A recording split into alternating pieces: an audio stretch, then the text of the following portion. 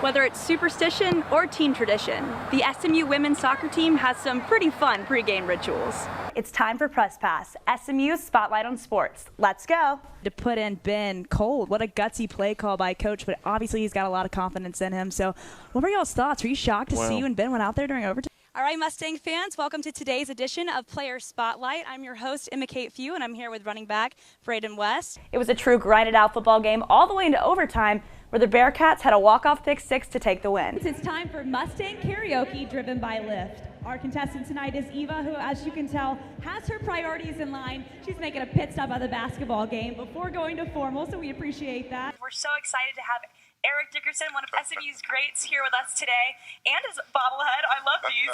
And in this week's Sports Spotlight, an SMU coach reaches a new milestone, doing something that only a handful of coaches have been able to achieve. When Sonny Dykes became SMU's head football coach, he made finding an effective defensive coordinator a top priority.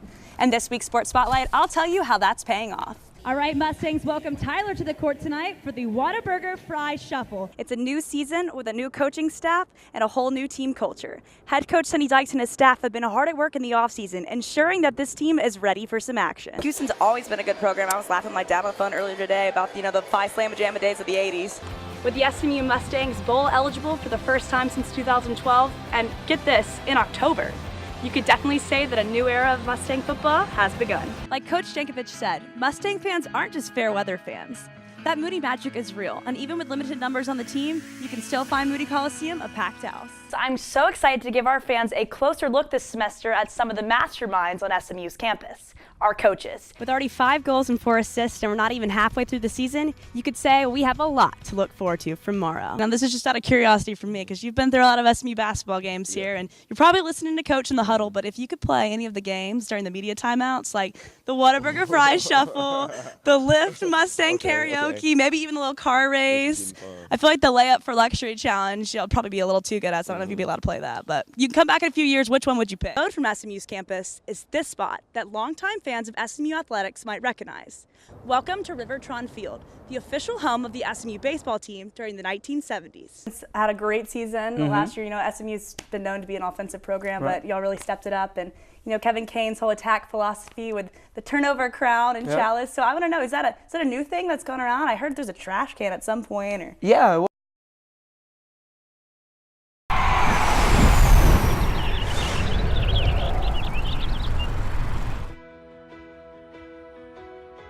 during football games, the recognition typically goes to the offensive guys. But what we shouldn't forget is the importance of winning that turnover battle. This season, SMU's defense has given Mustang fans lots to celebrate. what really matters is having a defense that can really let that offense shine and hold the opposing offense so that your offense can get on the field and kind of razzle-dazzle the opponents. So what I think has been so successful about this year is that we've lacked that in the past, where the offense is always on the sideline worrying, is our defense going to be able to keep us in this game and hold us up? That success largely the result of defensive coordinator Kevin Kane and the philosophy he brings with him to the program. Attack. That's just straightforward. Attack everything we do. Attack film.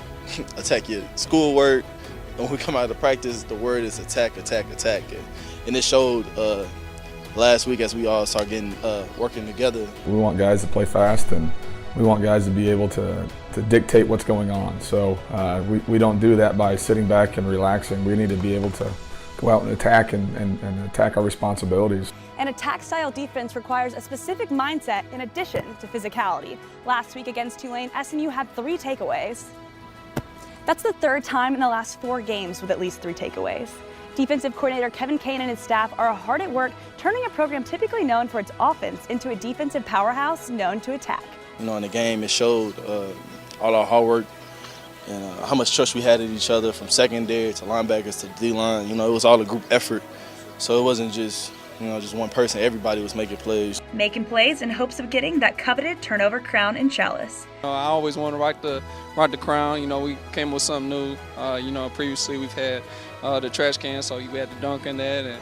And the new thing was the palace and the crown. So that's I wanted to wear that. It's been a long time, but finally getting to wear it was a great opportunity. For ESPNU Campus Connection, I'm EmmaKate Few.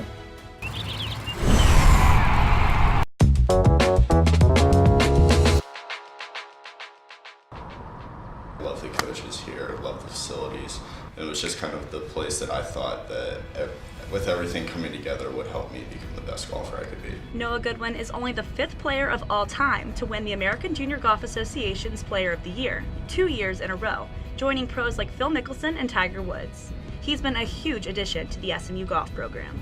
His name is a pretty big name in junior golf and amateur golf. He was just a real big help and kind of helped us turn the corner. But what the scorecard and championship titles don't show is the strong relationship he shares with his head coach.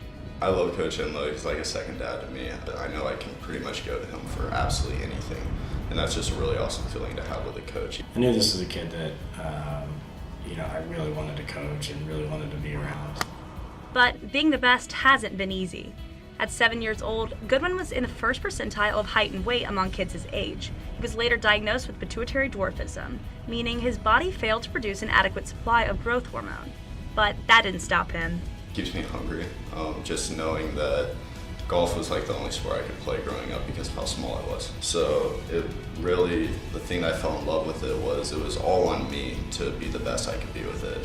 There was no like size advantage with golf or anything like that. I'm a perfectionist when it comes to golf, and I'm always just trying to get a little bit better at it. And he is. Now what really stands out about this team is their love and respect for their head coach. What most people don't know about him, he played on tour for a while. He played professionally. He'll go out every day and beat us. I think that really motivates us when we play with him because no one wants to lose to your coach, A number 17 spot in the latest GolfStat national rankings proves that SMU's men's golf starting lineup has them in great shape as they head into the conference championship and regionals. Having the passion and the camaraderie is helping this team focus on one thing, winning a national championship. For Campus Connect, this is SMU's EmmaKate View.